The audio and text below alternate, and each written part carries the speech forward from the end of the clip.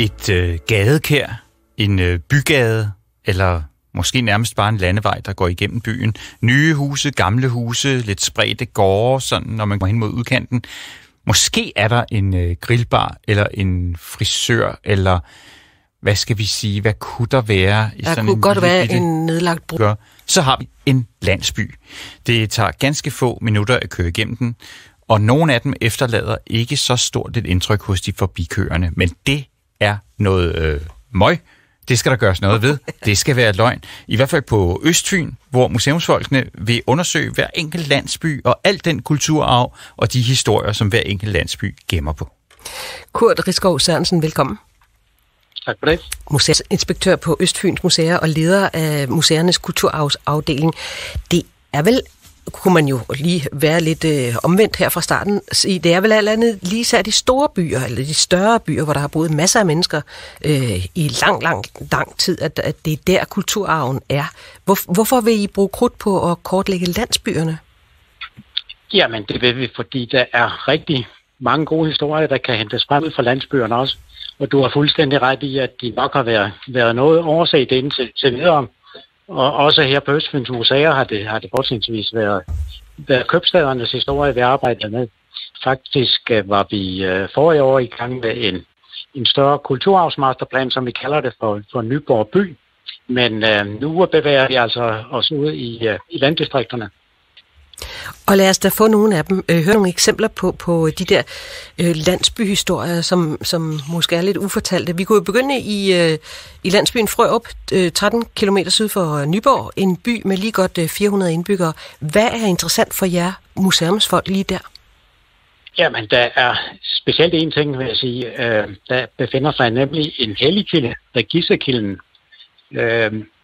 Og det er et navn, som går helt tilbage til, og åbenbart er det gået meget voldsomt til, fordi hun blev dræbt i forsøget på den her kristning.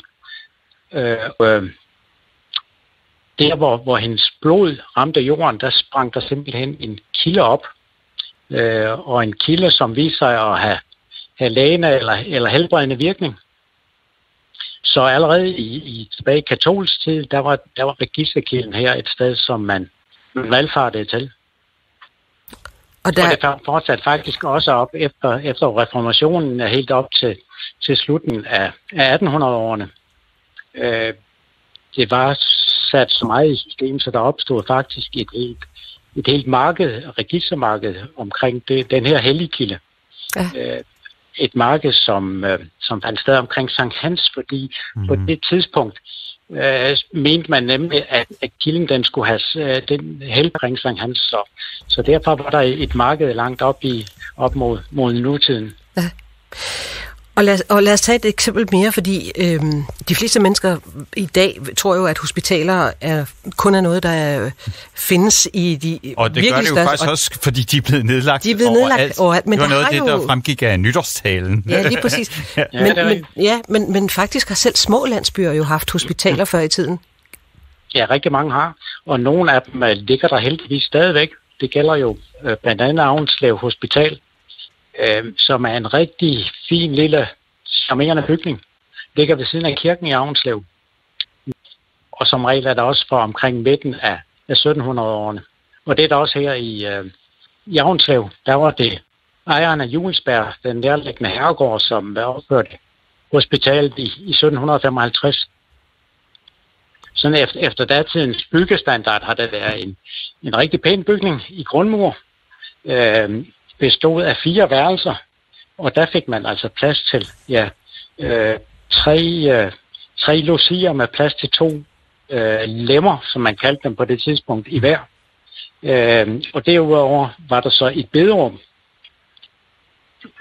Og der blev oprettet en format, som fortalte, hvad der var for en type klienter, man gerne ville have på hospitalen. Det var gamle og bedagede mennesker, som ikke kan fortjene noget. Og så lagde man vægt på, at man ikke skulle optage afsindige eller lemlæstede, som ikke kan rykke til sig selv. Ja. De måtte klare sig et andet sted. De måtte klare sig på anden vis, ja. Hvad er der i bygningen i dag? Jamen, i dag har kirken overtaget den igen, det var sådan, at den fungerede faktisk som hospital, altså efter sit oprindelige formål igennem et par hundrede år frem til midten af 1900-årene. Mm. Og så overtog kommunen den en slags, husvillebolig eller noget i den slags, noget i den stil. Og så har den i en kort periode været et slags lokalmuseum også, og her for en 10-15 år siden vendte den så tilbage i kirkens eje igen. Mm. Jeg tænker på... Har hentet alle de data ud fra den eksisterende litteratur, så drager vi ud i felten og ser simpelthen på, hvordan ser det så ud i dag.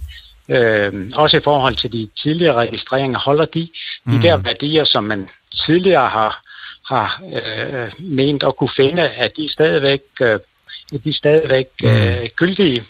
Bliver der stadig på bygningen og så videre, ikke? Ja, simpelthen. Ja.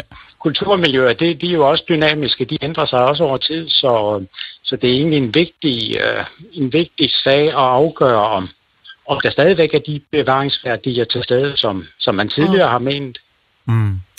Og så er meningen jo, at når I har indsamlet alle historierne, så skal der produceres nogle folder, hvor man kan læse dem. Og mange af de her historier, tænker man jo umiddelbart, er noget, der peger bagud. Men er der også noget i den her viden, som peger fremad?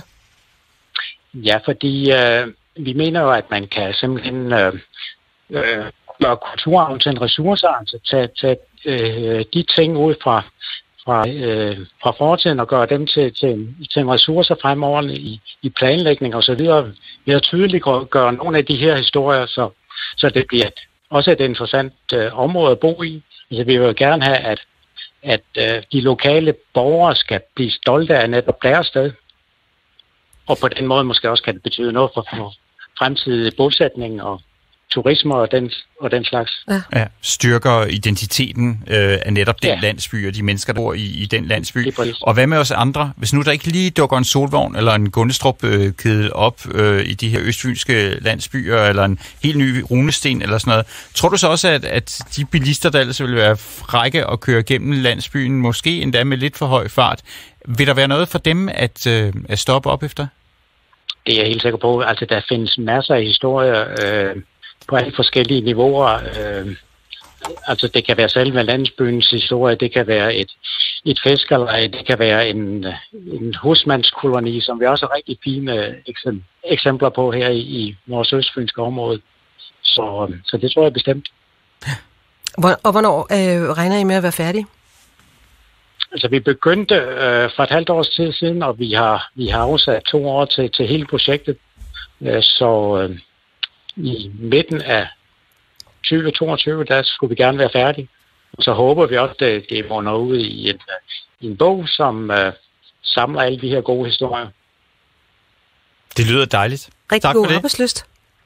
Ja, tak for det. Kurt Risskov Sørensen, museumsinspektør på Østfyns Museer, og altså leder af museernes kulturarvsafdeling. Ja, og som han sagde, en gang midt i 2022. Ja. Så til vores sidste indslag.